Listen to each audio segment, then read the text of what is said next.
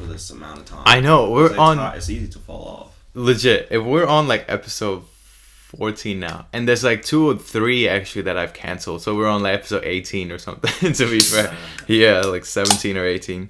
Yeah, man. Yeah, like, it's hard to keep up with that because it is, like you said, a lot of time. Just legit, draining. a lot of time, and a lot of it is just like, do I really want to record a podcast today? Like that's a lot of the thing, right? So you just end up postponing it for a couple hours, and the next thing you know, you're not doing the podcast at all. Exactly. Yeah. I could feel it, like when it comes down to it, you're like, it's not that it's a drag, but it's like, okay, I have to like get into the mindset of it. Yeah.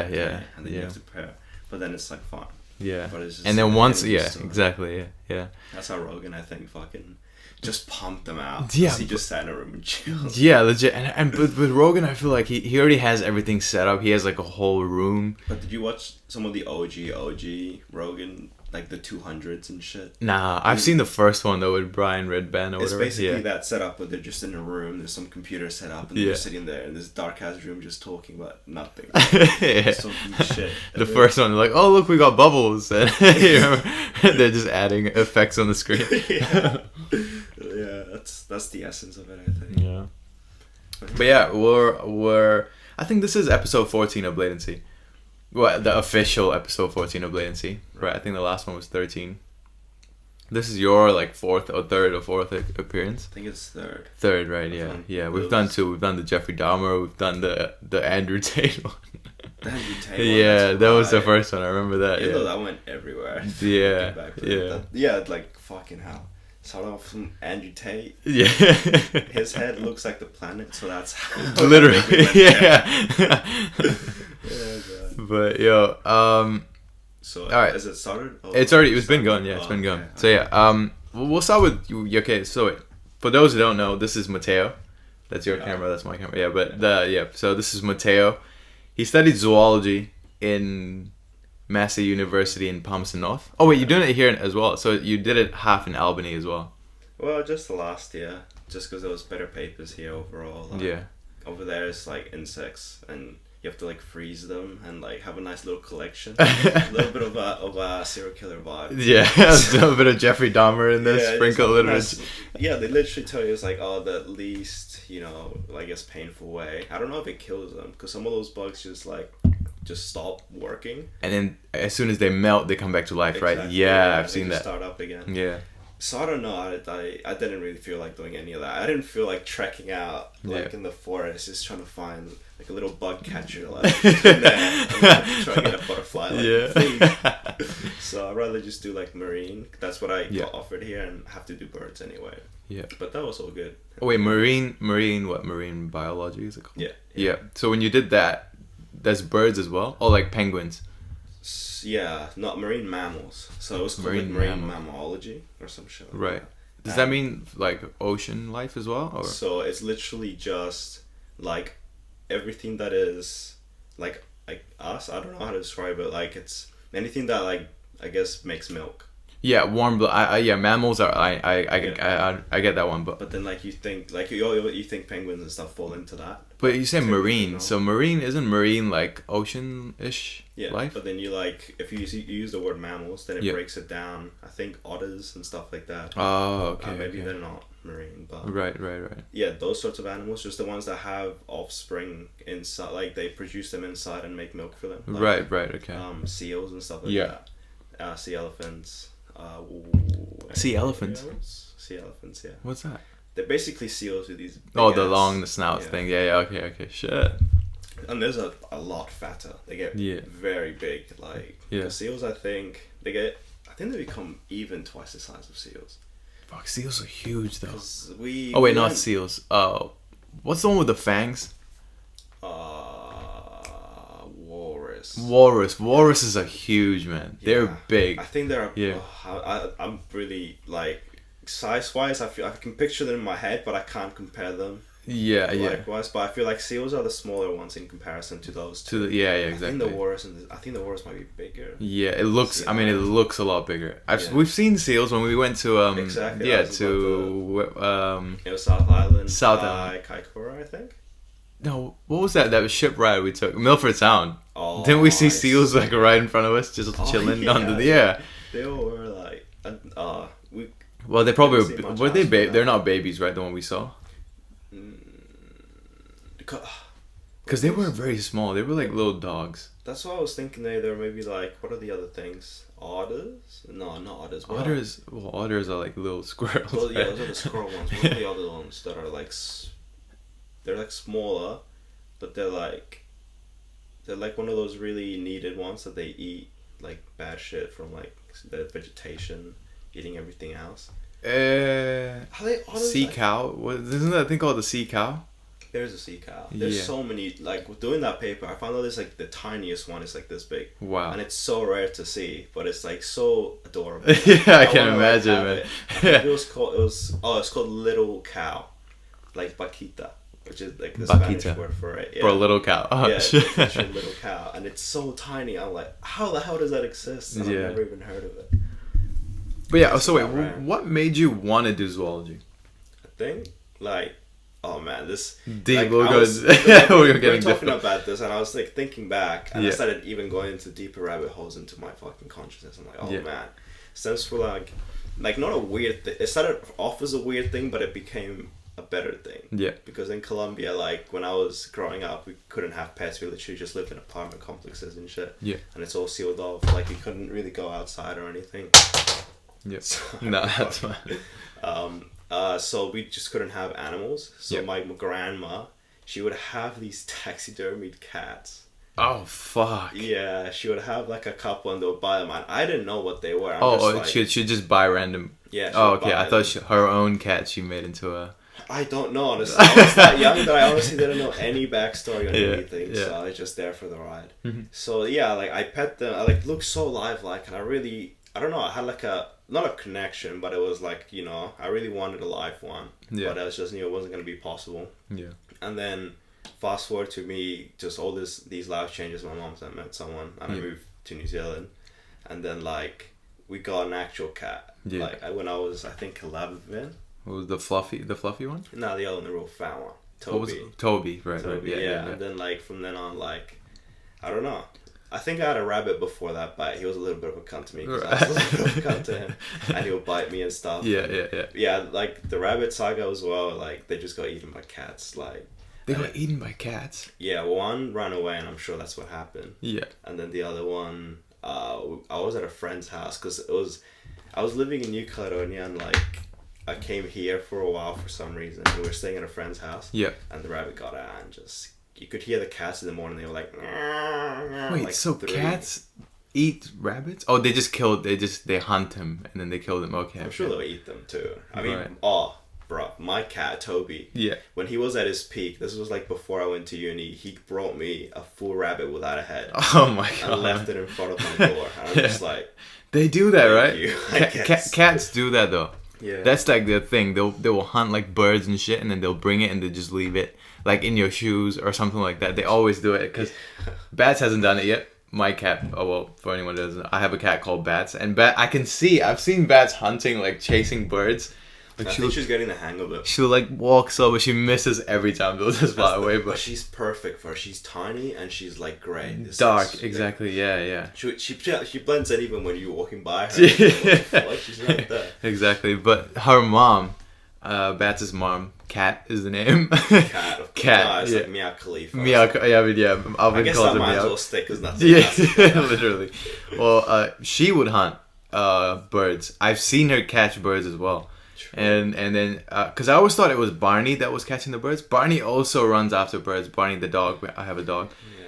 But I thought he was the one that will be catching the birds. But that one time I saw the mom, Bats' mom, runs and fucking hunts the birds. Is that like up in the tree? Because she went up there quite often. I don't think she hunts up in the tree though. The one I saw, she caught the. Well, she didn't get the bird. The one I saw, she didn't get the bird. The bird flew away, but she caught it, and then she was trying to bite into it, and it just flew off. So that's when I was like, oh shit, so she's the one that's been killing the birds and bringing it up the deck and like leaving it on the deck. So yeah, I think that means they love you or something. They're just hunting for you just to show you like I don't know, maybe protecting the area or giving you food or here's my rent. Yeah, so I think like things like that is why I wanted to get into like just get to know why animals are like yeah. they And are. animals Like, are just cool as well, right? They're just Exactly. fucking fascinating. What's like the coolest animal to you? Like the coolest range of animals? Range of animals. Not range, but like you know what I mean? Like what animals are you like, the most fascinated by? Like when you say range, I'm thinking of like maybe like what do you call it? A group of them. Like there's a subset of species and stuff. Yeah, yeah. I think. Or just a specific one in general. Whatever you think is like the coolest or most fascinated by.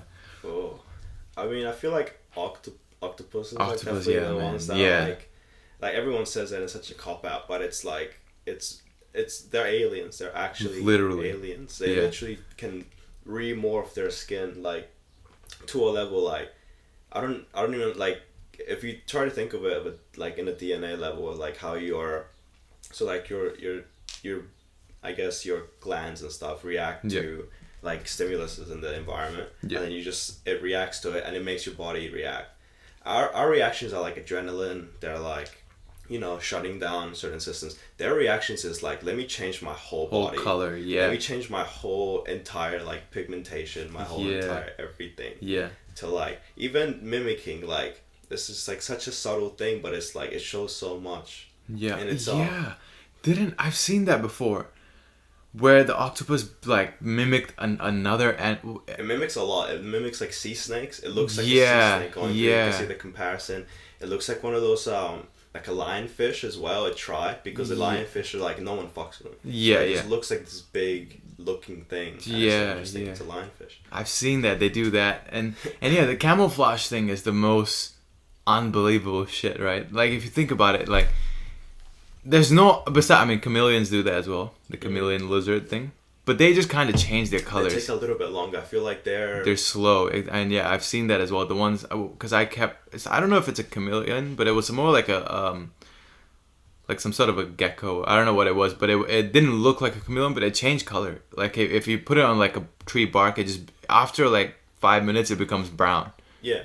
Out of nowhere from green.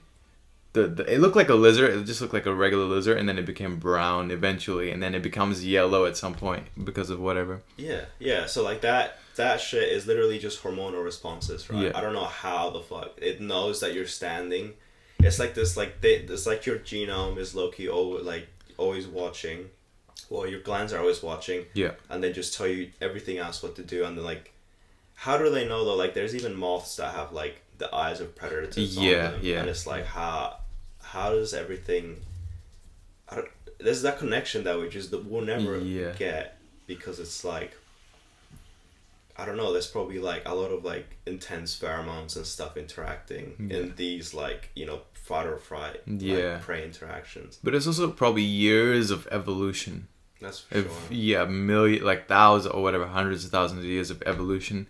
Like the butterfly thing as well that you just brought up is buzzy because there's some moths or butterflies and whatnot where their wings from the back look like tigers. Yeah. Literally, absolutely. it looks like a tiger's face, right? Yeah. Like the same patterns and eyes and shit like that. It's buzzy, man. Yeah, and there was this weird thing that happened because the Industrial Revolution hit. I think I talked to you about this at one point.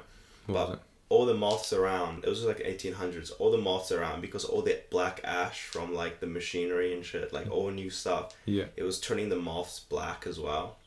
Like their genome was able to read what was happening and seeing the environment and turn black as a result. Or not turn black, but in a sense, like it's either they responded to that or there was obviously ones that were black, but most of them were white because it was like a wintry area. So all the other ones died off and the other ones bred and just made black ones. Right. So it's like it's an ongoing, and it's like all done by the smallest like mutations. Like, literally mutations that do nothing but they accumulate. Yeah. And that's how everything. Speaking of mutations, I've never seen anyone talk about this, but you know how they like animals are evolving, like what was it, the chimpanzees now they're in the Stone Age or whatever they say, where they start using tools now to hunt and to do shit with tools. Are people, humans, are we evolving into something else? I mean, some people say we're going to become cyborgs at some point. And I heard a theory, like if you look at your pinky finger, we have this curve on our fingers, this little bump here, and apparently it's from holding your phone. See, that's the thing. Yeah. I think we're self-domesticating Yeah. at the quickest rate you could have anything. Yeah. Like, because like, I have this weird thought, right? Because it's like, I feel like places that are colder, like say in Europe and stuff, you know, you're just more prone to, I guess, being vulnerable because you're always at odds, unless you face those odds directly, which I feel like most people in those really cold places didn't. Like, why would you? Yeah. Like, unless you're like the hardest like Russian man out in the fucking tundra in Siberia. Yeah. There's no point to that. So like, I feel like not being as exposed to your environment makes your lineage weaker because you're exposing yourself to, like, remember that's the time they're like royal people would never go outside because they want to keep that pale like complexion, and whoever is darker is technically a worker, or you know, they're a slave or whatever, like and I feel like that, like you were saying, like the phone holding that stuff, like you see so many people in like specifically weirdly in the European subsection, and it's like there's all these inherited problems, all these genetic disorders. Right. Yeah. And I feel like that stems from like a background of like, I guess, just domesticating yourselves way too quickly. Yeah. Like, because no one else has done that, as we can tell. Like the Europeans, like, I guess, continent has been the ruling power for a good while. Ruling power of? Just like, I guess, moving the world forward into a new state, like capitalism and all these concepts, like, and obviously that all stemmed from, you know, further in in the Middle East. Because I was hearing about, what is it, Babylon? Babylon. Isn't it Persia, I think, or something like that? Yeah. It was like, it's I think more modern. Iran. Yeah. But that place was like where most of everything originated. Everything meaning? Like culture, mathematics. Oh, like, shit. Yeah, that place was like that. And that place, I think, fell to its own like greed. Yeah. And I was like, like seeing like a whole thing about it, and it was hectic. Yeah. Like just how like everything sort of stemmed, because like we've heard about everything coming from that side of the world anyway. Yeah. But it's weird to put a place to it and put a history to it. Yeah. Because I would have never heard about it. Like, otherwise. That's really interesting, man. That's pretty buzzy. But speaking of fucking world power, right? No, I mean, not world power, but you brought up that. But in today's day, isn't it America and China that are basically like the leaders of the world in a way, right? Yeah. I'm pretty sure that's how it is, right? Oh, that's for sure, yeah. Yeah. But that's like economically in these terms. Yeah. I worked for this guy doing this like traffic thing, you remember, for a while. Yeah. And he talked my head off about history, gun history, helicopter. Oh, that dude. I remember the everything. And he was telling me about. Wait, so what were we on about again specifically? We're on about. I'm blanking so hard. Yeah, no, you were talking about Babylon. Just after and that. how history and how they were the ones that pushed culture forward. And they were like the leaders, and European. You said Europe. Like after that, like. So that's why when you said Europe was like the leader. Yeah. Of, I see. Yeah, China. Yeah, and then I was like, okay, in today's day, the leaders, the people pushing the world forward, right? I think it's like you said, it's more economic. It's more the money, right? Who's creating, who's earned, like So you got China and America are the ones mainly. I got my train of thought. So. Yeah. So he was telling me about how China supposedly after the World War, they just kept to themselves and didn't do anything with the rest of the world, and you know they were struggling hard out apparently. Like 50s and like towards the 60s, they started to look out towards like the rest of the world. Yeah. And America was like obviously like fucking popping, like like there's obviously all this war, revolution, all this stuff, and they're like advancing quickly.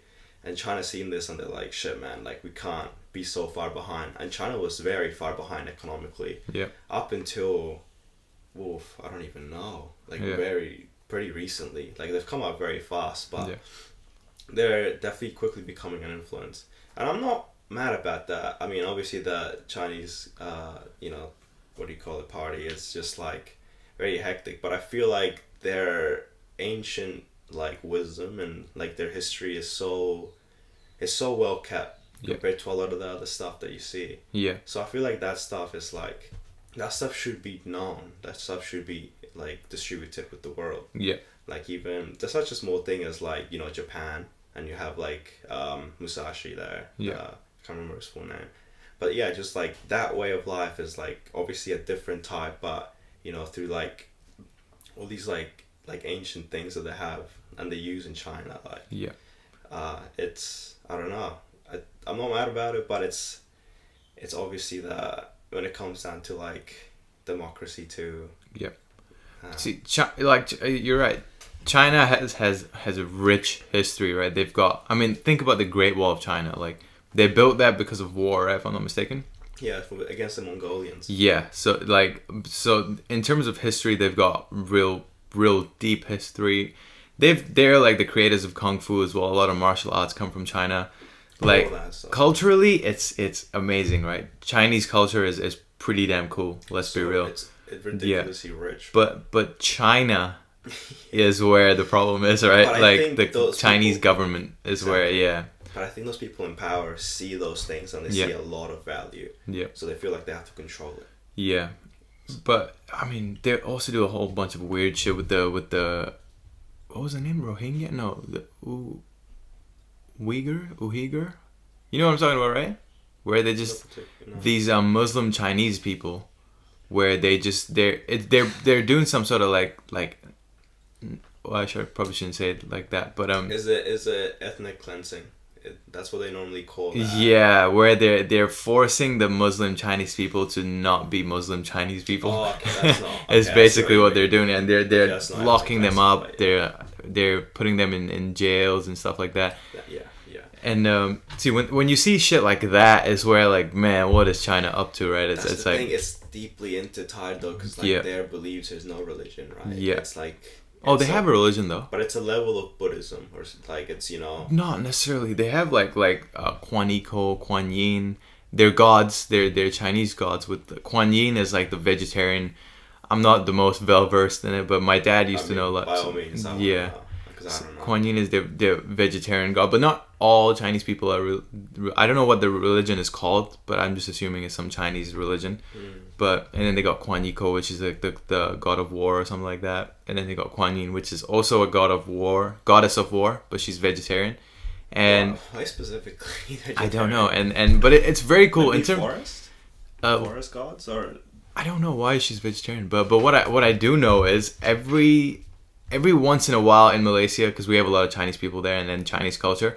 In Malaysia, there'll be not a season, but like a day or something where you can go to the Chinese temple and eat food for free, and it's all vegetarian, and it's like you do the prayers and whatnot, and then just so much food and just abundance of food everywhere, and you can go and eat. It's all vegetarian. It's like a festival, not a festival, but like it's like a Diwali or whatever. Yeah. But not Chinese New Year. It might have been Chinese New Year. I don't know. But my dad would always take us and go, and that's how I find out about these gods. And I see. And their temples are nice, dude. Like you got the dragons and everything. It's really cool. So these are the prevalent religions, like I guess in China overall.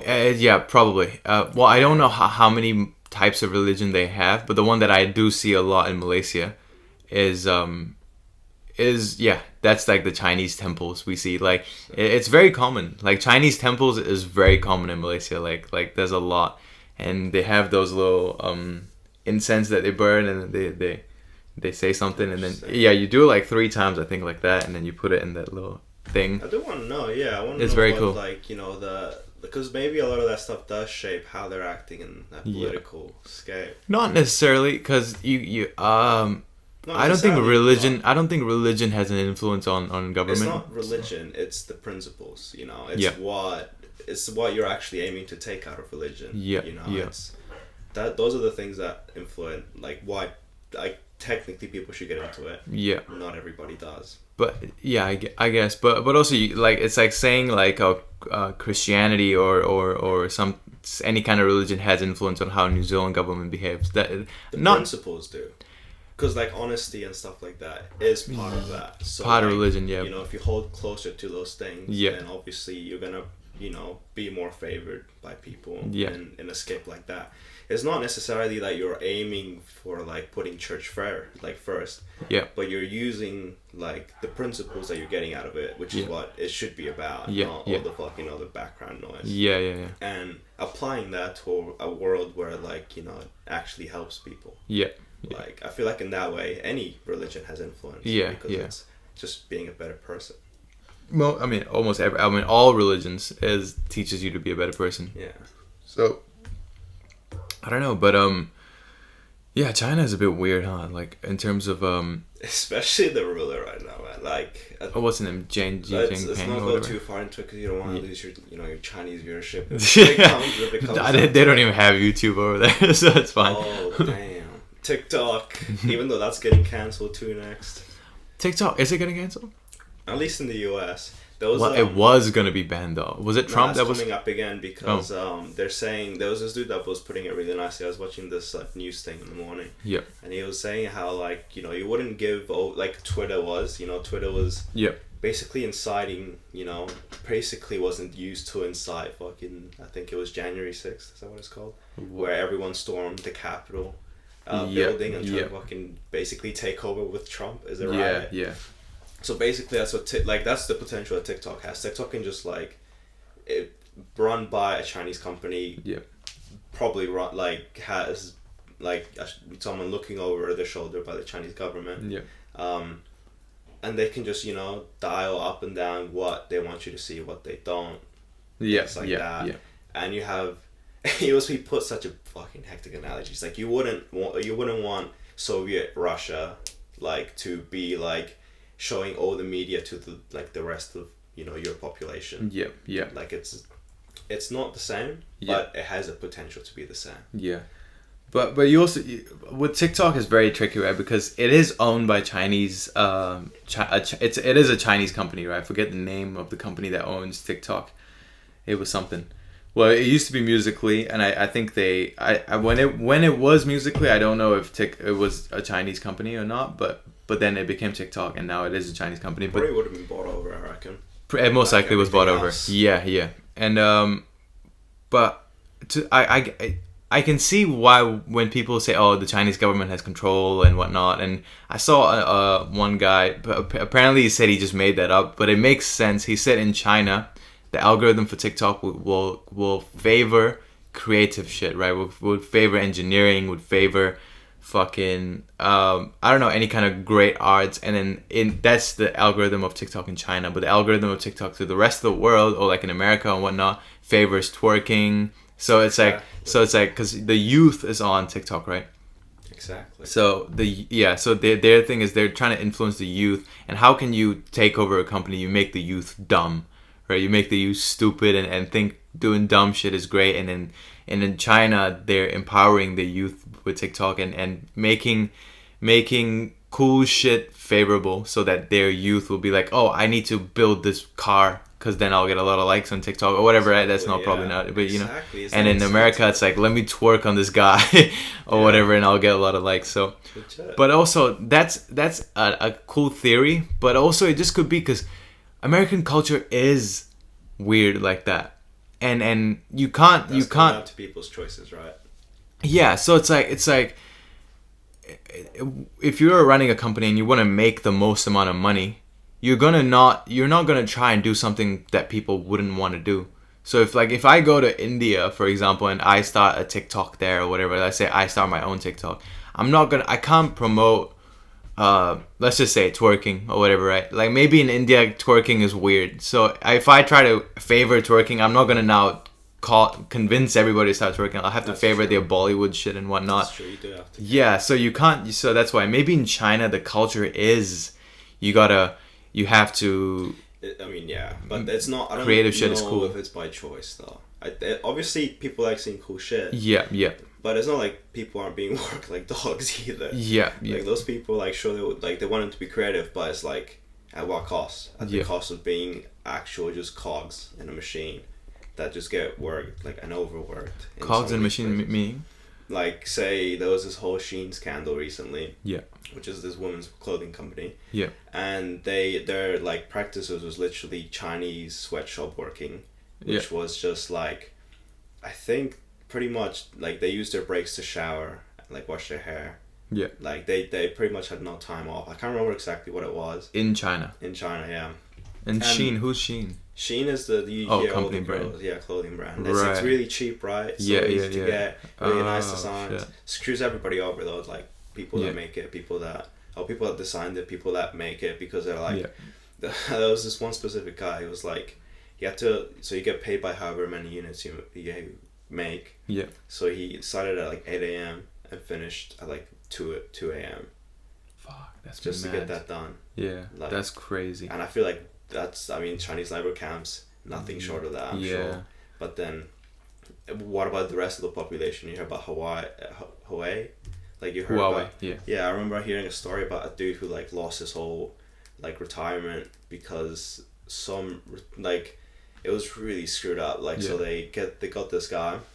He wanted to retire. Yeah. He asked for his money, and then the people sent him the money as like a bank transfer or something, like an unofficial thing. Yeah. And then the government seen it as sketchy, like behavior. Right. And then some shit happened. I think he ended up losing it all, and then they wouldn't take responsibility. Right. Fuck. That's crazy. It's just shit like that. They don't give a fuck. Like, and it's 80-hour weeks. Yeah. Yeah. I know, but it's very tricky with China as well, because I had a friend that I studied with in when I was studying in uni, but and he had a brother or someone that worked at where they made iPhones. What was the company called? I forget now. It was a very popular name for the company that makes iPhones in China. Something. iPhone factory. China.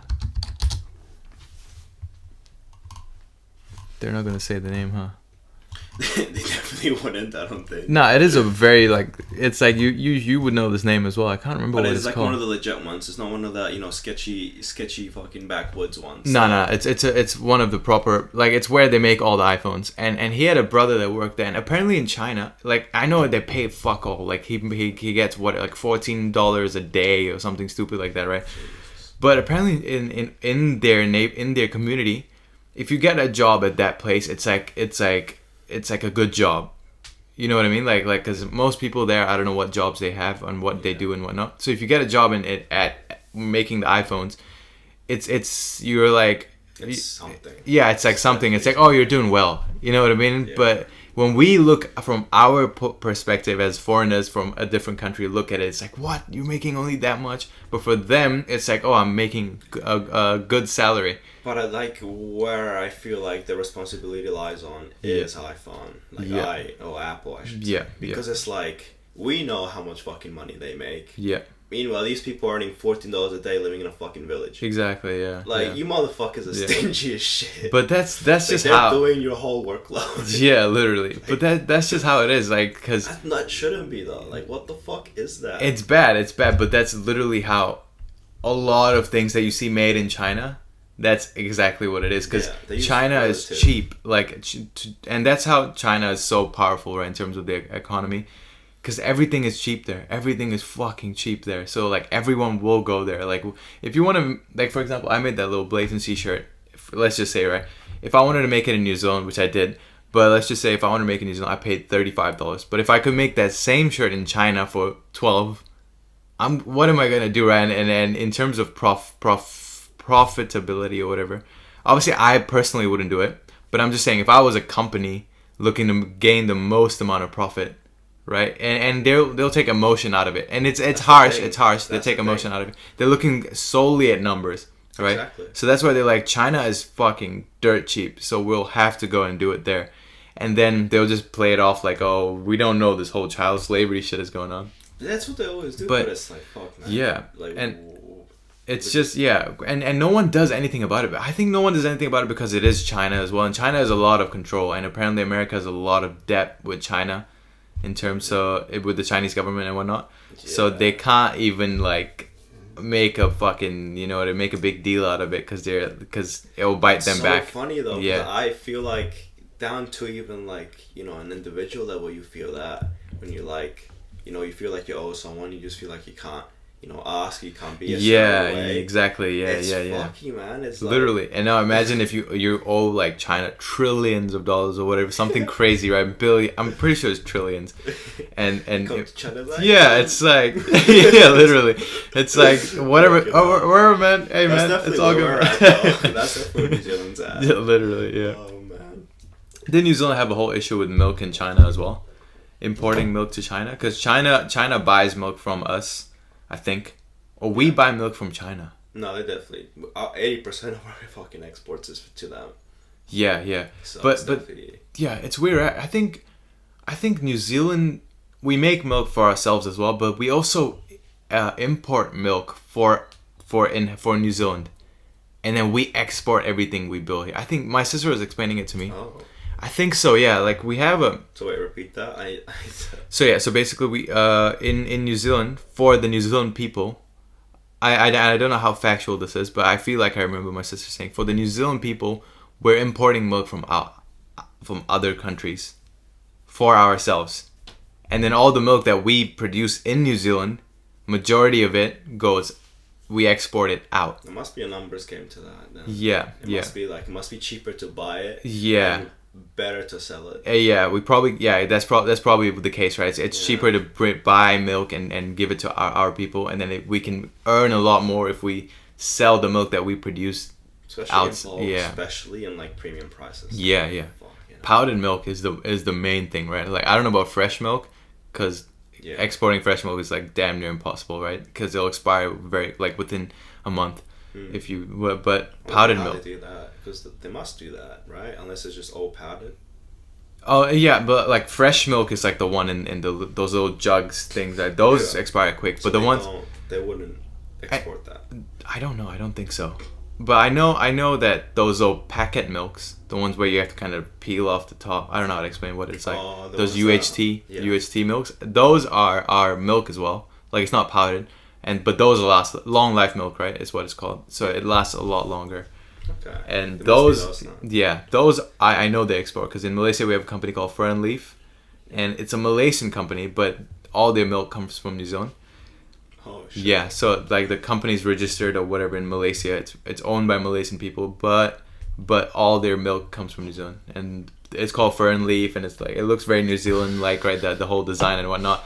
But yeah, so they only have powdered milk in those UHT milks, which is buzzy. And you don't see. I mean, I guess we have like Anchor and shit, but is Anchor New Zealand? That's the thing though, because I thought all these were New Zealand, but how do we know they're just like buying it? Yeah. And just pouring it into their own thing? Yeah. They don't have to call it anything. It's just milk. Literally, so they just, do what they will with it, or however it is. Just pour it into the thing, make a label. What was your uncle? Millions of dollars. Yeah, I don't know, man. We went off on like a whole fucking full tangent. Yeah, literally. From animals, from zoology to like China's running the world. Yeah. I mean, I told you right there that list. Yeah, that's that list how is not gonna go work. Down. No, that's exactly how it went down. Yeah, literally, zoology, animals, humans. Because it comes back down to like fucking instinctual animal shit. Yeah. And it reflects so much more than we know. Yeah, but back to the original question. What animals are like the most fucking fascinating thing? You said octopuses, right? Octopuses definitely. Yeah. For me, animals that I'm fascinated by is like tigers. Sorry, I realized I didn't ask you at all. No, that's fine. Like tigers, fucking like I feel like animals that are straight up killers, right? Like I feel like that fascinates me more than like a sugar glider and whatnot, because that's a fascinating animal as well. It's like a squirrel that flies, right? That glides and whatnot. That's pretty cool. There's a snake that glides. When I was back in Malaysia, I used to keep snakes. Yeah, I forget what it's called now. The paradise snake or something paradise, I'm pretty sure. See, like I found it really interesting, right? Because like I feel like, you know, when you see those ancient tablets, even in like Mayan stuff, they see snakes with feathers, like flying snakes with feathers. Yeah. I like dragons. Yeah, literally. Yeah. But it's like the thing is though, like that's how they sort of evolved. Like, they turned from these big ass fucking lizards to like being able to like, you know, flap whatever they've got. Wings, and like how like feathers. I don't even know why feathers are there. Like they obviously became for flying. Yeah. But at the start, it was probably just to keep warm. Yeah, yeah. So that's just that's like their original hair. Yeah. So like, you could have just had so many out the gate animals in a period like that when you live in the Mayan forest and you had just flying fucking snakes, probably massive feathered snakes. Yeah, and nobody knows how dinosaurs look like, right? Necessarily, we know how the bones. Supposedly they were feathered too. Yeah, a lot of them, and probably not all of them, but a lot of them were feathered. And then they always depict dinosaurs to be this vicious, like angry, like Jurassic Park. But what if they were just like lovely animals? You know, what if they were just like just regular? They were just like giraffes. No, well, you're not wrong.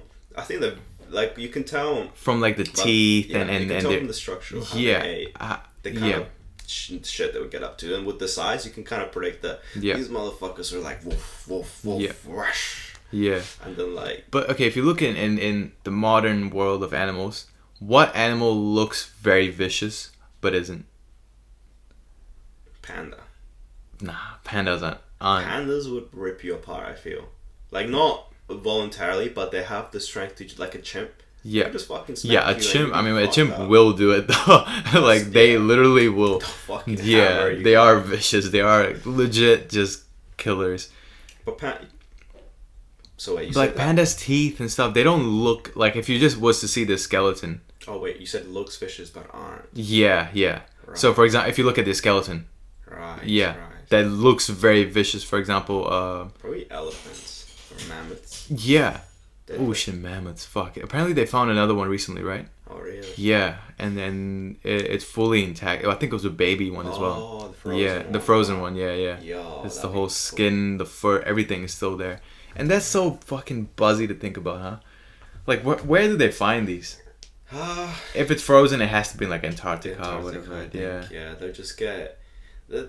I remember there was this whole thing about them finding like a whole field of like, because they thought they killed them off, right? They killed like humans killed the woolly mammoths off. Yeah. But they'll find like fields of them just they're all destroyed. Yeah. Like this goes back to that whole theory about a meteorite hitting the planet. Like theory, isn't it real? Well, it is a theory, but like the thing is, it's very real from the evidence that is coming out. Yeah, there is a whole crater. Yeah. There's a whole crater, right? Somewhere in I don't know where, but there's a whole crater that shows the U.S. I think might have been the U.S. Yeah, because apparently it was like Graham Hancock that was saying that like it hit I think the Americas, the New America, and it set the fucking world on fire. Yeah. So like they found I think it was the U.S. because they were looking at these sites and they would find this whole field of just destroyed fucking mammoths with broken bones and stuff. Yeah. And it's just like, well, a dude can't do that. We can barely fucking like. You see elephants out there. Yeah, we haven't killed those off. We're not gonna kill those off. Yeah. Especially ones that are like literally built to just survive in the coldest and worst weather. Yeah. But yeah, and it's buzzy with that meteor that hit Earth. Because I don't know if it burnt the whole planet, but isn't that how the Ice Age started, right? Because it hit Earth and then it covered Earth in ash, right? And because there was ash covering everything, there was no sun to kind of keep everything warm, so everything just froze because there was so much smoke and ash, and there was no. Isn't that the theory? Bro, it's raining. Yeah, is it raining? Right. But yeah, I think. But isn't that? I mean, I wouldn't know because knowing how geological patterns work would be okay. But it does sound like that would happen. I'm pretty sure I heard somewhere someone was saying, or I read something that would change the weather patterns. Yeah, if the whole Earth was burning, did it burn the Earth? If it burned the Earth, how did Earth stop burning? And how did water come back and I don't know. I mean, it was rain, cataclysmic event. It would have wiped out most of everything. Yeah. I'm sure because everything burns like that. Yeah. It probably made a whole bunch of rain. Yeah. Probably everywhere, and maybe because the ash covering, like you're saying, plus just probably heaps of storms out the gate. Storms just going off. That probably cooled the planet right down. Yeah. Shit, man, that's fucking crazy. I don't know how anyone would have survived that shit. Yeah. Fuck me. There was another in Indonesia, wasn't it? That I heard Rogan talking about this actually, where like 70% of the human population was wiped out at one point when a volcano erupted or something like that, and 70%. Something like that. There was only like 2,000 people left on Earth. I remember. You remember seeing that, right? Yeah, 2,000 people, and then those people repopulated Earth. But this was like 200,000 years ago or something crazy like that, right? It's not anytime recent, but yeah, that's another crazy thing as well. Like we live in like a time where a volcano could just erupt and just kill us all. But that's the thing. That's at any time. Yeah. Always. Like, anything could happen. Like I seen a solar flare fucking hit Australia recently. I don't know what that would do to something, but what's a solar flare? Barely know, but it sounds like a beam of lasers just like from the sun. Just goddamn like plasma, just probably a laser beam. Plasma. What burned the forest in Australia? Was it some sort of a recently or when it the last one that happened? You remember when all the koalas were burning and the whole forest was on fire and shit? Yeah, I don't even know. I just might have just been a house fire or something like that. Yeah. I just hope it wasn't some goddamn bogan just like smoking up in like a just field. Through his little. Because that's what happened I'm pretty sure that's what happened in Christchurch like a few years, well maybe 5 years back now. Yeah. You know there's like two hills that you can see from far away. Yeah. Those were just on fire, like the Port Hills. Fuck. They were on fire for a good, probably a few days, maybe even a week. I can't remember exactly, but you'd always see the big ass smoke as I'm walking home. Back, just like, still not out. Yeah. And that was literally from some guy who just like left a ciggy butt in a fucking car park. I'm pretty sure that's what. In a car park? Yeah, in a car park. Fuck, how did the car park burn? That's just probably some wind, because if it's up there in the Port Hills, it'd be very windy. Yeah. On the summer's day, man, that's cold. Yeah. Everything's dry as well. Yeah, it's all fucked, man. Just sends everything. Yeah, it's shit, just man. Good old stupid people. Yeah, fuck, it's so common. Like you see all those gender reveals. I think there was a huge forest fire, right, in like America or something. There was too. And they were doing a gender reveal where like something burst with flames, right, to show the gender, and they fucking burned the whole forest down doing that shit. I thought they definitely recorded that and be like, yeah, they probably quick to delete it as well. As soon as they see the forest on fire, they're like, evidence. No. But it did come out, and I think they were fined or jailed or something like that. That'd be the most epic reveal. Like if you have like something that has like blue flames or pink flames, and then your whole forest spinning up in blue flames. Like, it's a boy. Yeah, the cop shot. Like, it's a boy, huh? Yeah. Fuck, man. Oh man. But yeah. Well, we're gonna go watch Israel Adesanya. Yeah, versus... soon now. Nah. That's in 4 p.m. It's only 10:30 now. But the fights that you want to watch start at, was it 1? Oh, 12. We still got a lot of time now. Yeah. I wanted to ask you. I thought let me just ask you something different now. What are your thoughts on like fighting? I feel like you're very I'm very reserved, I feel, in that. Yeah, no, not like fighting people. I meant like when you look at people fighting. What do you feel about it? I feel like you're very what would you use? Like you're very like you analyze things a lot. Like how do you feel when you see what do you feel about combat sports? I feel like combat being a sport. It's probably the peak of physicality you could probably get to. Yeah. In terms of like, you know, active and, you know, building the actual body. Yeah. Because like, yeah, it just seems like that would be like I wanted to do it at one point. Yeah. But it's just like I also get put off by like brain damage. Yeah. And like, or like, even just like, obviously like you gotta break stuff for it. Like you can come to terms with that. But yeah, it's just like the long-term fuckery that can come from it. I feel like that's what like keeps me away. In terms of people doing it, man, like I get fucking hyped. Like combat sports are like fucking like the best thing. Like the best thing in terms of obviously like I feel like it's a very primal. It's very necessary. I feel like the part of the reason why our generation has turned into like, you know, this big softy thing is because you know, like you see in the shows, you have kids that, you know, like even say Naruto, he had a rival. They constantly fought. They physically fought, and like through that exchange, you actually understand each other better and you know each other better. Sure, it's barbaric to fucking girl sense, and how like I guess feminine in the world has become in a sense. Yeah. But like I guess in that sense, girls won't understand what that would be like to put your body on the line for something. Yeah. For like whether it's something you believe or it's something that you stand for. Yeah.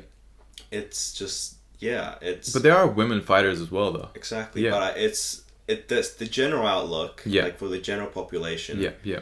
It like it does seem like it's violent. It's Yeah. boisterous, Yeah. it's Exactly. this, it's Yeah. that. Yeah.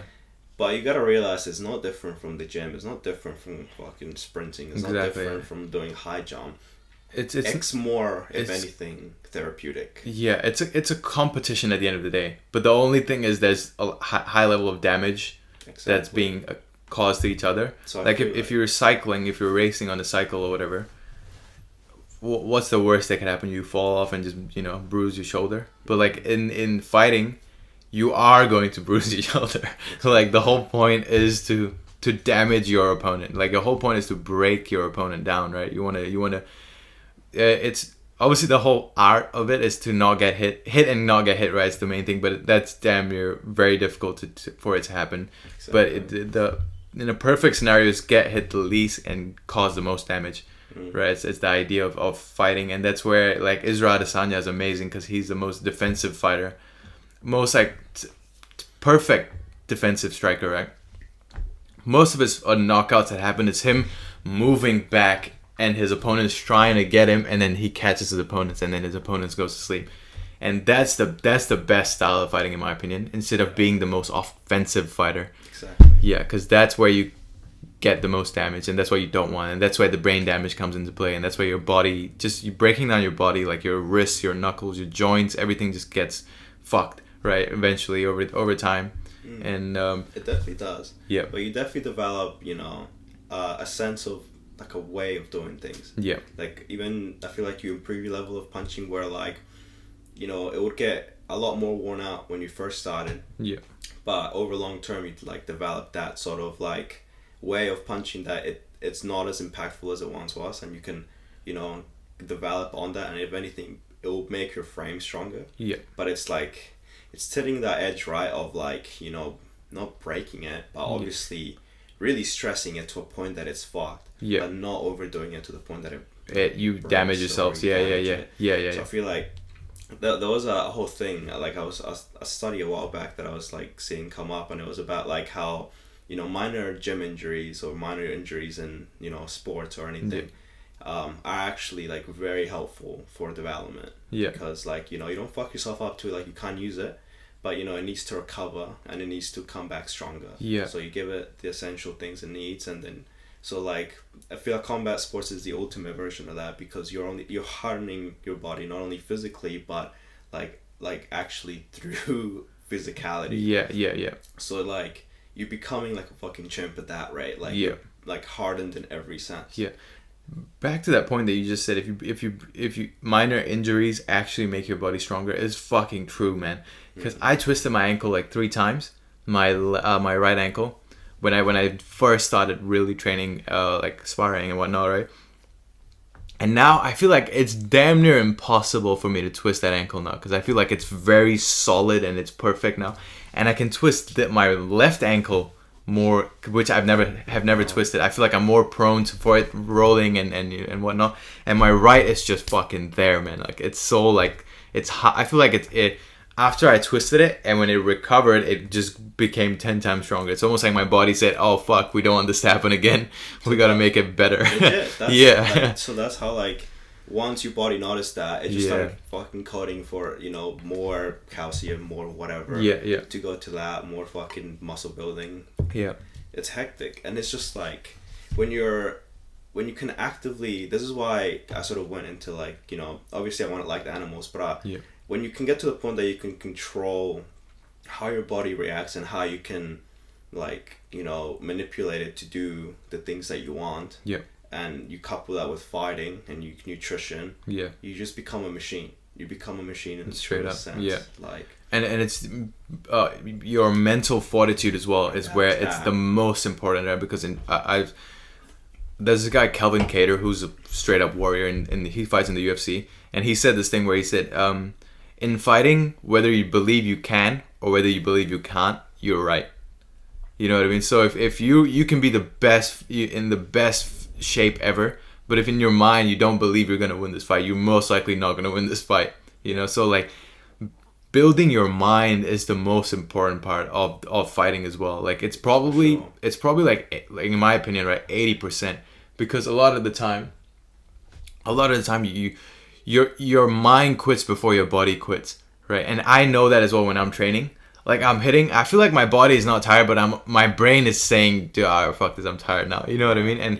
And strengthening the mind is where it's the most important part, and it's pushing through that part where and pushing through when you're fatigued, when you're tired and whatnot. Having your mind, and Tyson Fury, you know who Tyson Fury is, right? Yeah. He was doing a plank, and he was doing like a very long plank, and he recorded a video of him while he was doing a plank, and he said the body doesn't know how to quit. It's the mind that knows when to quit. Your body will never quit on you. It's your mind that will quit on your body, right? And strengthening your mind, controlling your mind is where real warriors come from. Because the weak will quit. The weak are the ones that will find a way to find any excuse to make themselves feel better to stop doing something. And the warriors, the real fighters and whatnot will not quit until they're like the samurais as well. If you cut their legs off, they'll still be fighting it with one leg. You know what I mean? Like, or yeah, fuck, man. Like it's I don't know where I was going with this topic, but but it's honestly it's like a way of life. Yeah, it's like I wouldn't per se, chase after it, but it is a thing that it's like you do have to have an element of that. And I feel like I would just like I would do it in like if I like you have to fully come to terms obviously with that, putting your body on the line. And it's like I feel like it has to be like a thing that it's essentially worth dying for. But when you're fighting, I feel like in most cases, I'm not necessarily a fighter, but in most cases, I feel like you're not necessarily actively or consciously thinking you're putting your body on the line or you're willing to die for this. It's only when you're in that moment, I feel, is when you feel like, all right, fuck it, I gotta do what I gotta do. But when you're going to fight, it's more like, I'm going to destroy that guy. Right. And I am better than that guy, and I'm going to dominate that guy because I know who I am, type thing, right? And I know what my capabilities are, and then there's no way that guy can beat me. It's that, but I feel like when you're in there and you're getting smashed or whatever, and that's where you're like, all right, fuck it, if I die, I die, but what a way to go out, right? If I die while I was fighting, it's cool, but you train, like I've trained with you, and your training is not easy as well. It's very difficult. Like I can't remember what we were doing when we were in Christchurch, and I remember some like deadlifts, stuff like that. And then you had the little rope thing, and that controlling, you have to have a strong mind to just complete those little superset things that we were doing, because it is very difficult. It was like, and I wasn't obviously doing very heavy at the time, right? You were lifting a lot more weights than I did, and you just kept going. It's so that element, that's really... that's what it is, right? It's like your mind, because I'm sure your body was fatigued, your body was like tired and shit, but your mind kept saying, nah, bro, we have to keep going. We're not stopping right here. This is not where the train stops. Right, and that's literally what it is. And it's so it gets easier, right? It definitely does. And you don't have to be like, you don't have to go into the octagon and into the ring and punch someone in the face to have that sort of level of to have that level of to have that kind of power of your mind. That's for sure. It's just it adds that whatchamacallit, the instinct, like the instinctual element, and that's why I feel fighting has the edge, because it's not only that side which I'm doing, but it's also adding your fight or flight, which makes everything so many times stronger, like tens and tens of times, like to the point that motherfuckers can lift the car, it's like imagine that, like just getting thrown, like someone full adrenaline, full fight or flight, everything's riding on this fucking fight, and you're at the peak of your career, and just fucking obviously you could be Rogan, you could do that fucking goddamn round kick and just nearly kill somebody. Yeah. And yeah, that's what it would be about. But I feel like, at least for me to like get to that point, it would have to be that, like, it has to be for something. Yeah. In a sense. Because like otherwise, it is hella fun. Yeah. But yeah, I get just too over my head, I feel, in certain things. Yeah. I'll definitely fuck myself up. Yeah. So. But man, I feel like you'd make a really good fighter as well. I feel like I should at one point. Yeah, you should just give it a go. Give a boxing a go or something like that. You know what I mean? Like you got the size on you, but you might have to drop a little bit of weight. Just or I mean, I don't know how it would work. However you feel, but I feel like you probably would drop a little bit of weight because the increased level of cardio will just eat up on your muscles a little bit. That's for sure. What's your weight now? 90. Probably about 90 soon now. It's been hectic, but yeah. I feel like it'll be better to fight at a lower, I guess, in a sense, because those 90 kg motherfuckers are big built. Yeah, and lean. And that's what at City Kickboxing as well, they always suggest to you, like, fight at the lowest possible weight you can, because that's when you'll be the quickest you are. Don't like obviously drain yourself to where you're dying, right? But the lowest possibly that you can, where you feel incredible. Because that's when you're the fastest, that's when you're the most sharp, that's when you're the most alert. Because if you're too heavy and too bulky, you'll be too clunky. And it's very common in fighting as well, where they cut weight. So it's almost like cheating, right? So it's like, for example, I'm like 73, 74 now. But if I'm gonna fight, I'll drain all the water from my body, and I'll weigh in on fight day at 65 kg, let's just say. So they will see me as a 65 kg guy, but in reality, I'm actually 70 kgs. I just drained all the water. And then 2 days before I fight, or 1 day before I fight, I'll eat all my food and bulk back up overnight to like 70 kgs again. And now... It's weird that they just allow that, right? They allow that, yeah, because I guess they allow that wiggle room as long as you can make... Because you, for example, if you were to fight at 70 kg, you just couldn't get down to that weight, right? There's no way you can get down to that weight. Yeah, so if I can get down to 65 kg, it means that I'm in that range where I could make the weight, so it's fine. I think that's how they go at it. So yeah, son, you're not gonna gain 10 kg. They probably barely expect you to gain the 5 kg back. Yeah. So. And yeah, a lot of time. And some people they put a cap. They're like, all right, you can only I forget, rehydrate. They call it a rehydration clause in fighting, right? Where they're like, all right, you can only you can cut down to a certain weight, but then you can only go back up to a certain weight. If you go above that, we'll cut your pay, or you can't fight, or something like that. Damn. Yeah. Okay. It's mostly for it's mostly for the heavier fighters that rehydration clause come into play, because a lot of the heavier fighters, like the 115 kg fighters, they'll fight at 90 or something crazy like that, or at 95 kgs, and then 2 days before the fight or a day before the fight, they'll go back up, and now they're just so much more bigger and just like drain themselves like a sponge.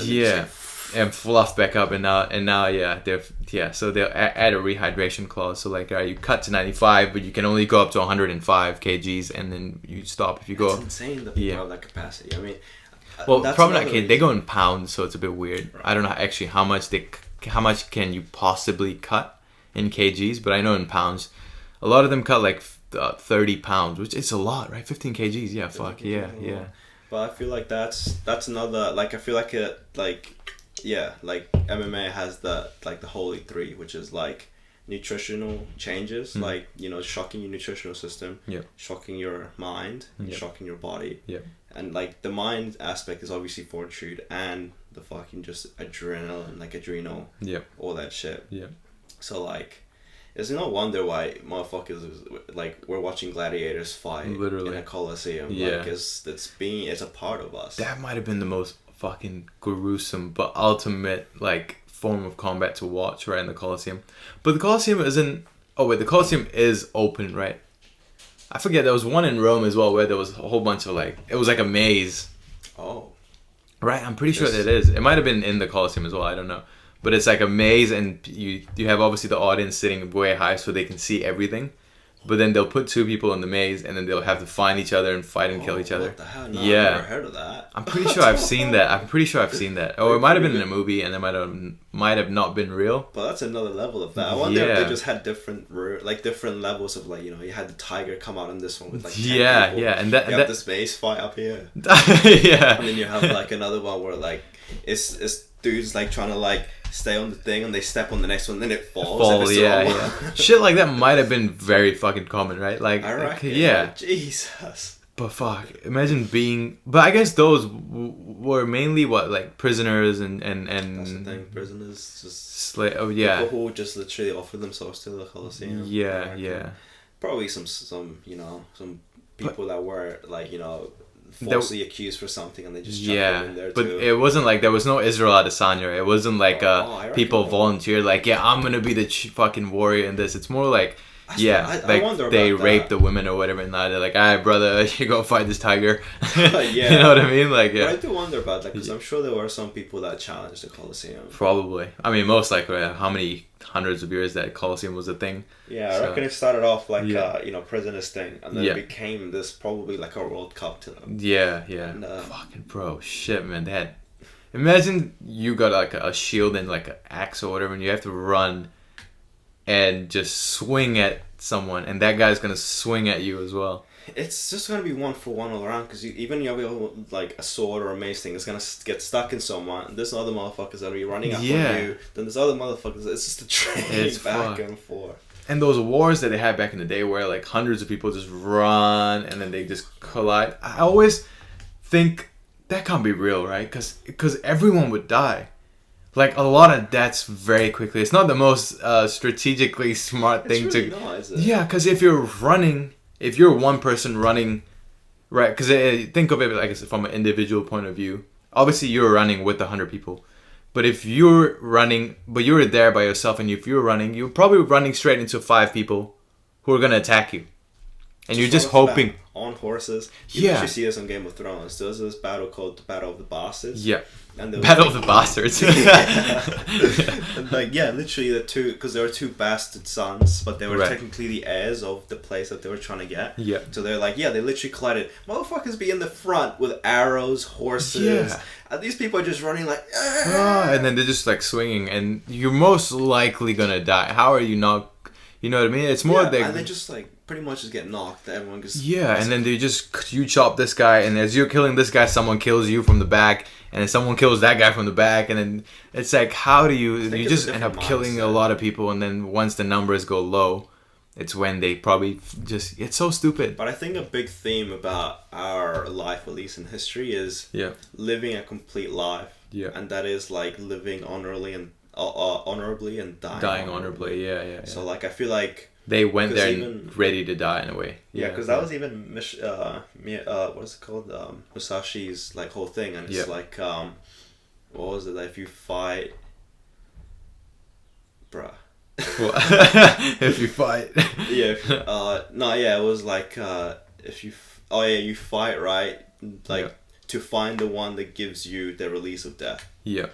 So it's like people like him. Like, or even somewhat like, even you hear like the gladiators from the Spartans, they were always looking for a way to die. Like, they were trying to find someone like admirable enough to take their life. Like, that was the mentality, I feel.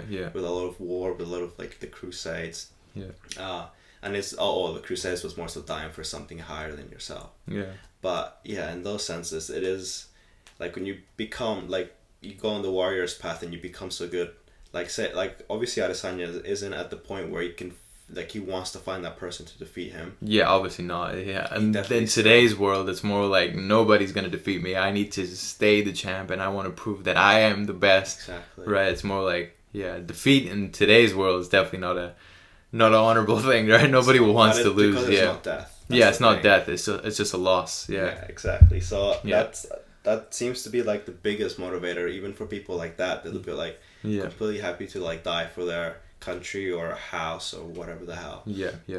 And it is for something, or for yourself, I guess. To like, I think Genghis Khan in terms of those big wars, right? In terms of those big fucking where people run each other, Genghis Khan probably had the most. He was the most smartest when it comes to doing that, because his way of fighting was very... What was it actually? Because he used a lot of arrows, if I'm not mistaken, right? If I'm not mistaken, that might have been Genghis Khan, where they all rock up and they all shield up, they all cover up, and then just you look up and just like thousands of arrows just fly straight into their opponents, and then they go. Wasn't the Mongolians too that they were fucking shooting arrows on horseback? They'd stand on the motherfucking horses and they'd be shooting them straight up. Fuck. I think that was the Mongolians, they developed that. Yeah, Genghis Khan is Mongolian, right? If I'm not mistaken, he is. Yeah. There was a whole movie, I think it was called Mongol, and it was about his whole story and whatnot. He must have been the one trying to take over China then. Don't remember. I don't know. Well, he took over fucking everything, dude. Genghis Khan. There's a little bit of Genghis Khan in everybody. Yeah, he took over the gene pool. That's for sure. Yeah, legit. He made Turkey. Oh. You know the country Turkey? Like it's him. Everything was him. Yeah, it was. I think Turkey was. Everything meaning the population. Probably. I think. I don't know about population, but like that country Turkey became. That was that country. He made the country. I mean, like he took over whatever it was and made it Turkey. Yeah. He named it too? Probably not. Okay. But I don't know what... So he just got taken over and they just renamed it? Probably. Or maybe it was Turkey and he took over and made it. Because I think Turkey is Istanbul and... Oh no, Istanbul is Turkey, right? I think so. But that side of the world I'm very clueless. Yeah, but I think Turkey... Because Genghis Khan... Wasn't he Muslim, I think? I think so. And then when he took over, he made that whole country Muslim as well, if I'm not mistaken. Damn, he was Muslim. I think he was. I'm pretty sure he was, yeah. It was just very buzzy to think about. Because I was like, listening to this thing about why, the Muslim, why the Muslim culture is so prevalent and so strong. And it sounds kind of similar to the beginning story of like Muhammad, that he had like an army of people and he just took over everything. I'm not just familiar with his story at all. Yeah, he was just pissed because everyone was like worshipping fake gods around like this holy site that was. I've heard of that. Yeah. Yeah, and he broke some statues. I remember. I've heard my dad. My dad would explain. He took over the whole place. Yeah. Because he had like the biggest army. They were like the fiercest warriors. Probably still are. Yeah. So it's very hectic that like it's a little bit parallel that like, I guess. Because he had like an angel come to him or something like that, and that's why he got that sort of will. Right. So like, I don't know. It's weird how even with religion, it comes down to fighting. Yeah, with war, there is. It's crazy, huh? Yeah. A lot of it as well. Like even in Hinduism as well. Well, I guess it's more peace, but a lot of the scriptures and whatnot, they talk about wars that happen between kings and gods and whatnot. And it's weird, war is common. War. That's the thing. It's I think a lot of the honor as well, because it's like it's a level of respect for your opponent. Yeah, like you can't underestimate them. But and I guess respect for you in those days. Respect for your people, defending your land was like a thing, right? And it is still today with armies and stuff as well. But but like you look at Alexander the Great, he conquered a lot as well. Yeah, I should look into that one. I know that one's definitely a hectic one. Yeah. Did he ever come across Genghis Khan? Were they at the same time? I think so. I think there was something. I remember seeing something that or at least it was Genghis Khan. One of those. Yeah. Came across each other. Yeah. Fuck. That's buzzy. I also seen. Should have live streamed that. About. We could have watched that at Birdcage. It's Genghis Khan and Alexander now. I also seen this thing about how there was a tribe of Amazonian women that were actually real. Like Wonder Woman? Isn't Wonder Woman Amazonian as well? Yeah, that sort of type. Like where they were like, they were physically the same as males, and like there was different cultures that depicted them. So I think the Romans depicted them. I think maybe the Vikings depicted them. And they looked the same. It was like fierce women on horseback with like arrows and they were like big and strong. And every time like they'll be like not get a complete ass whooping, but they still have to fucking they can't really dominate either. Yeah. So it's like even stuff like that you think it's like fairy tale. Yeah. And it's like maybe it could have been true, but also with all these ancient stories, right? You never know if like how much they exaggerated what actually happened. Because it is, who's to say that they didn't, I feel like make a lot everything of this out the gate shit that's worth making something of. Like, why wouldn't you? Yeah. Like, I feel like even like there's some of the old Mayan things, and it shows this dude in the parcel with that has a parcel and a mushroom, and he's riding on the snake. Yeah. It's just like, okay. Like, sure, it's artistic, but I'm like, fuck, man, that's got a lot to it, and I'm sure it meant a lot to them, too. You don't just put those things randomly. Just exactly, especially to carve that shit. That's some shit you, believe in somehow. Like, or as part of you. Yeah. So it's buzzy, man.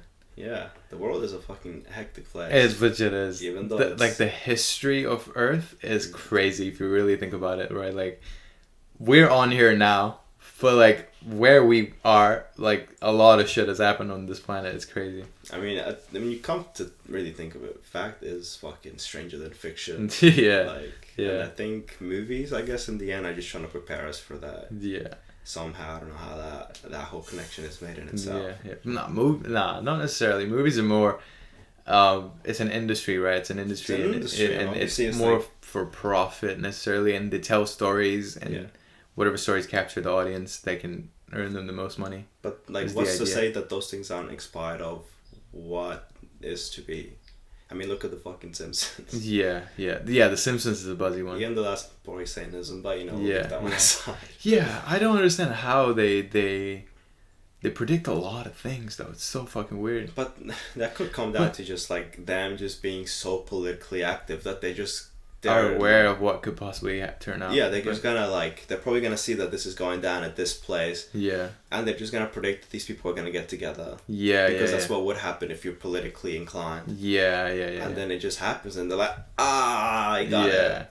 But yeah, and they've been going on for 20 years, right? 20 years, and they have to think of so many episodes, so many stories, and then 2 or 3 things that if you have a show that you've been doing for 20 years, surely a few things you've done will just happen, right? Will stick or will So it's not like they just did 3 episodes and in those 3 episodes they somehow magically predicted this to happen. That's the thing though. It's endless impossible fucking possibilities of ideas. Yeah. It's a little bit convenient that reality matched the show. Yeah. A little bit too convenient, especially with some of those pictures. Yeah. For me, the buzzy one is they predicted Trump being president, and they predicted the Twin Towers, a plane crashing into the Twin Towers, and you know what I mean?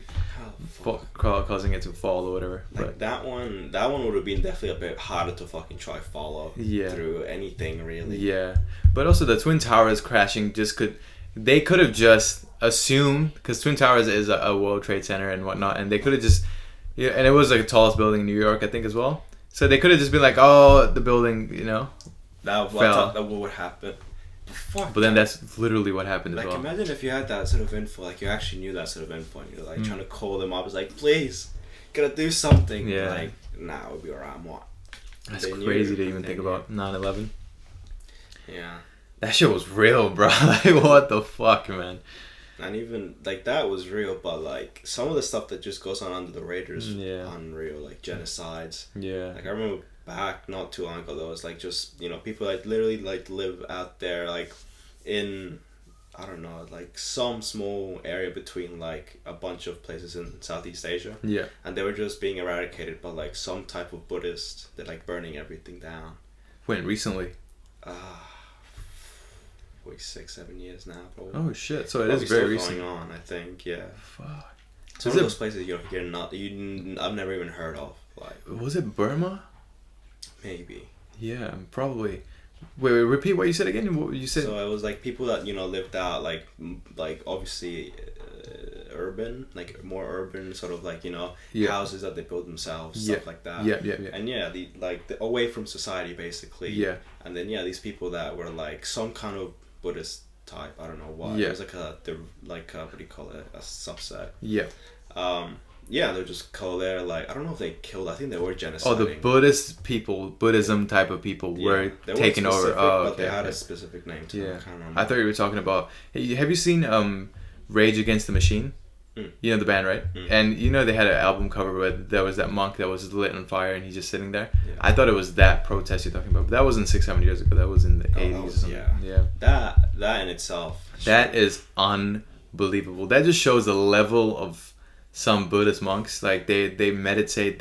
They really have a control on their mind and spirit to where he can light himself on fire, and it's known, it's a fact that burning to death is the most painful way to die out of any way you could possibly die.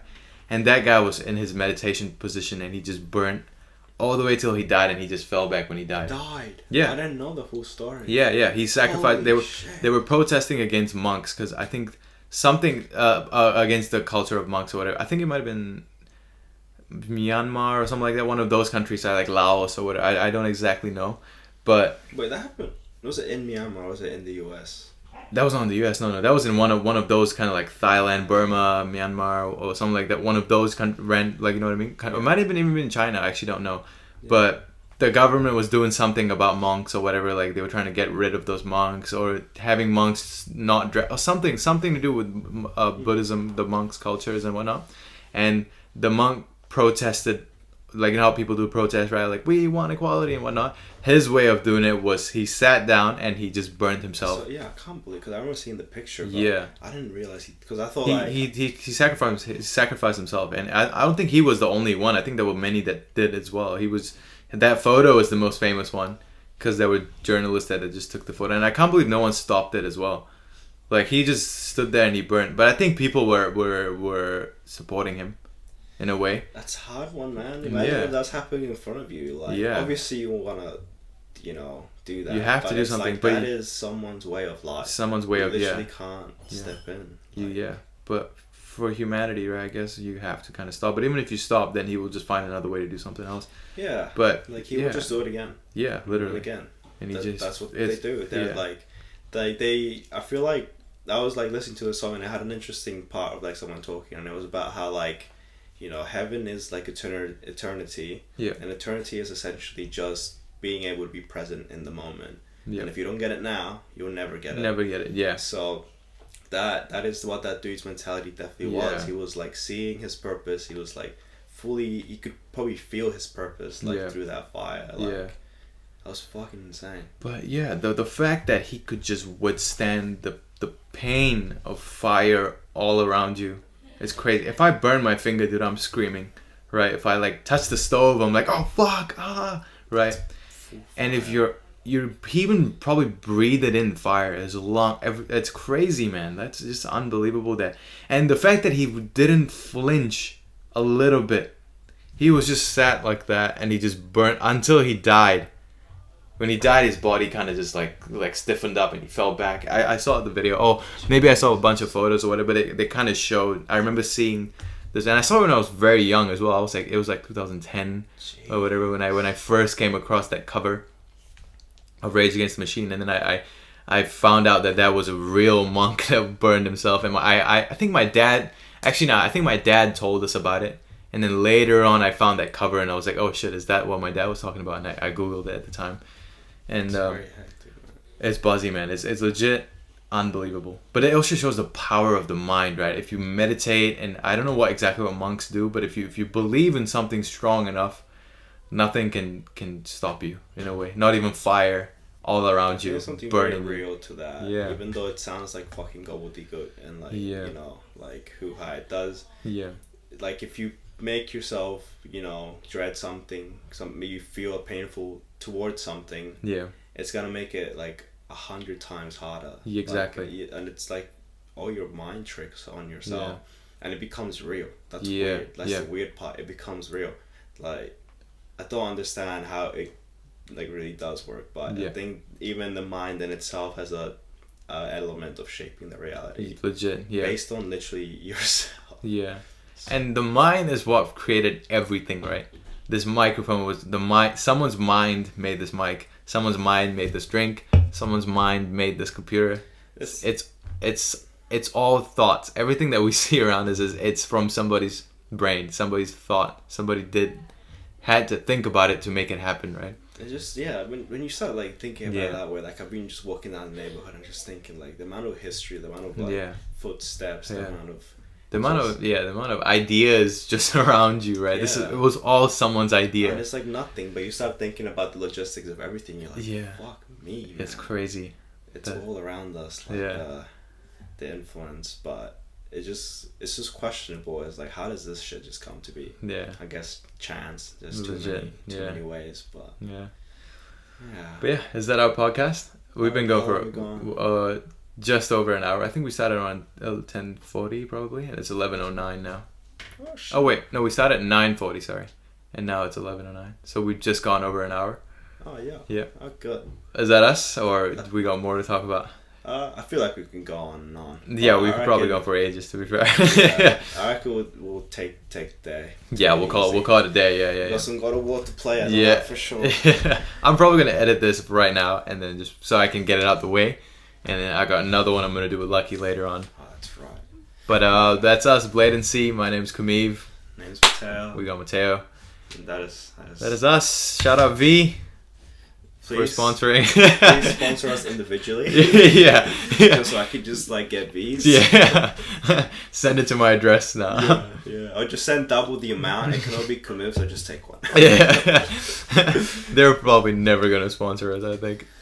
Yeah. Because V's a subset. They even do Fruitcore are the ones that distribute Pepsi and all this shit around. So I don't know if they're too big of a corporation to I feel like sponsor podcasts. Yeah. So we'll target like the shittier brands, like this brand called Mother. You know what I'm talking about, right? I mean, yeah. Mother. Yeah, we'll get Mother sponsor. Nah, fuck that. I've seen this one that's got like a wheat sign on it, and it says like 420. I seen it in that dairy just then. Should have gotten that. Oh shit! An energy drink. Yeah, it's like same size. Oh my god! Don't get that. It's probably made in someone's basement, just using a spoon and filling it up. That's the best. Like with the quote from fucking Joe Rogan, he's like, probably with that. What do you call it? What's that Grateful Dead shirt on? You know that psychedelic band? Yeah. Some hippie dude with the ponytail. And he just like makes it in his basement, just like adding bits of here and there, you know, CBD, bit of crack rocks in there. Fucking hell, man. Yeah. You drink it, you're like, what? Oh my god, I'm alive! It works. Oh fuck! No, I feel like just another thing that like when I do come back on, I do want to talk about this whole Ritalin and Adderall obsession. In America? Epidemic. Call it. Yeah. Essentially, what probably drove low-key Nazi Germany. Yeah. I don't think meth, right? Was a thing apparently. Yeah. But this is like a subset of that. It's not too different chemically. So that is a dense ass fucking topic. Yeah. That is it's crazy how we always set up the next episode. I've never done this with Lucky, but with the last one we did, we were like the next one will be animals, and this one is we're gonna talk about how a drug influences war and whatnot. Yeah. But we'll end it on that. We're out. Right there.